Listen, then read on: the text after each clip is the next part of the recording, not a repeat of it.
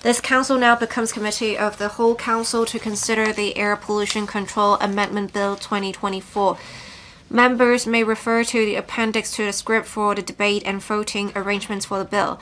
Members have been informed that the committee will conduct a joint debate on the clauses and amendments. I now propose a question to you that the following clauses stand part of the bill. Clauses 1 to 25. The Secretary for Environment and Ecology will move amendments which seek to amend clauses 4, 6, and 22. Members may refer to the appendix to the script for details of the amendments. Members may now proceed to a joint debate on the clauses and amendments. I will first call upon the Secretary for Environment and Ecology to speak, but he is not required to move the amendments at this stage. Then I will call upon members to speak. Upon the conclusion of the joint debate, the committee will first vote on the clauses with no amendment standing part of the bill and then vote on the amendments. Secretary for Environment and Ecology. Chairman, I now propose the government's amendments to the Air Pollution Control Amendment Bill 2024. The amendments have taken into account the suggestions of the Bills Committee and have the support of the Bills Committee.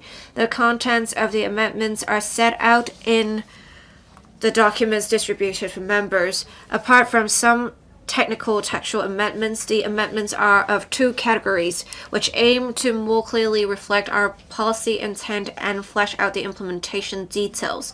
First, we propose to amend the proposed new Section 30(K) to stipulate more clearly that a closure notice cannot be interfered with in any way. The original provision only prohibits the removal or defacement of a closure notice. The legislative intent is to prevent any person from entering the closed premises uninformed due to the removal or defacement of the closure notice and thus unable to read its contents, thereby breaching the law.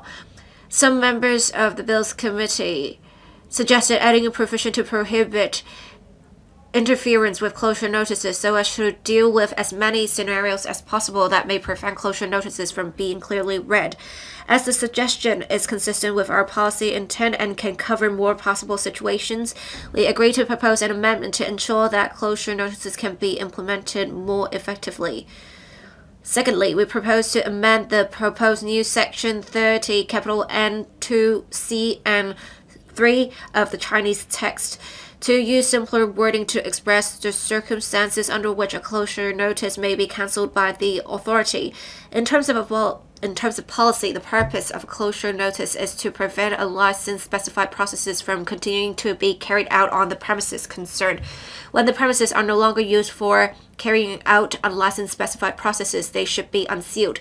The original provision used the term abandoned to convey that the premises are no longer in use. A member of the Bills Committee considered the term in Chinese gave people the impression that the premises concerned had to be unused for a relatively long period of time before the closure notice could be cancelled by the authority. We considered the views and concerns raised by the member regarding the term and agreed to propose replacing it with another term in Chinese. The English text will remain unchanged using the term abandoned. The remaining amendments are technical textual amendments and will not have any impact on the contents and implementation arrangements of the bill. The Bills Committee has no objection to the aforesaid amendments. I implore members to support the relevant amendments. Thank you, Chairman. Does any other member wish to speak? If not, we now first vote on the clauses with no amendments standing part of the bill. Will those in favor please raise their hands? Those against please raise their hands. I think the question is agreed by a majority of the members present. I declare the motion passed. We now vote on the amendment. Secretary for Environment and Ecology, you may move your amendment. Chairman, I move the amendment set out in the appendix to the script. I propose the question to you that the Secretary's amendment be passed. Will those in favor please raise their hands? Those against, please raise their hands. I think the question is agreed by a majority of the members present. I declare the amendments passed. Clauses 4, 6, and 22 as amended. I now put the question to you that the clauses as amended just read out by the clerk stand part of the bill. Will those in favor please raise their hands? Those against, please raise their hands. I think the question is agreed by a majority of the members present. I declare the motion passed. All the proceedings on the Air Pollution Control Amendment Bill 2024 have been concluded in Committee of the Whole Council. Council now resumes. Secretary for Environment and Ecology.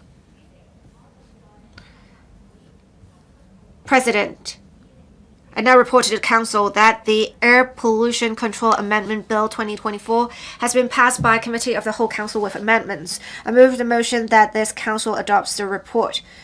I now propose a question to you that the Secretary's motion be passed. And will those in favor please raise their hands? Those against, please raise their hands. I think the question is agreed by a majority of the members present. I declare the motion passed.